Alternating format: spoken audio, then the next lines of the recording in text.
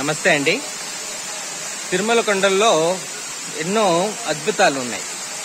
నిజంగా దేవుడు తిరుమలలో ఉన్నాడు అని. ఇప్పుడు మనం శేషతీర్థంలో ఉన్నాము.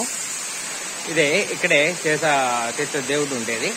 కానీ ఇక్కడ ఇది శేషతీర్థము అనడానికి ఎన్నో ప్రూఫ్స్ ఉన్నాయి.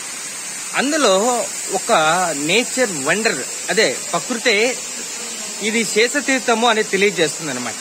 ఇప్పుడు ఇక్కడ కనిపిస్తుంది కదా ఈ చిన్న వాటర్ ఫాల్స్, ఇది రెండు కొండల మధ్యలో ఉన్న గ్యాప్. ఈ గ్యాప్ చూస్తే కొనామది నుంచి ఆ వారి నుంచి ఈ వారి వరకు మనం చూడగలిగితే ఒక చీలిక పాములాగా ఉంటుంది. కానీ పాము తల ఎక్కడని మీకు చాలా మందికి సందేహము ఉంటుంది. ఇది చూడండి, బాగా గమనించండి. ఇది తల. ఇక్కడ జూమ్ చేసి చూడగలిగితే ఇక్కడ 5 తలలు అట్లా కూడా కనిపిస్తాయి. వద్దులే, మనం ఒక తలే అనుకుంటే పాము నోరు ఇలా తెరిస్తే ఎలా ఉంటుందో అలా ఇక్కడ తెలుస్తుంటుంది.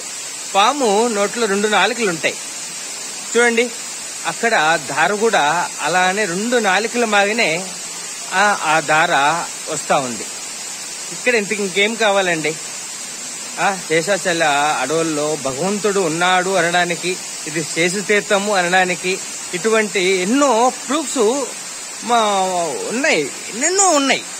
అందుకే ఈ తిరుమలకు ఇంత పవిత్రము ఉన్నది, అంత పేరు ఉన్నది. సరేనా?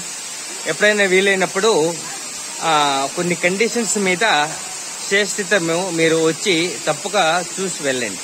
సరేనా? సంస్థను ఒకసారి టీటీడీ వాళ్ళు కానీ లోకల్ వాళ్ళు కానీ అరేంజ్ చేస్తారు.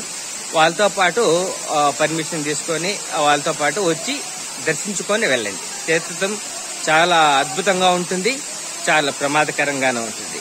ఎవరి జాగ్రత్తలు వాళ్ళే తీసుకోవాల్సి ఉంటుంది. సరేనా?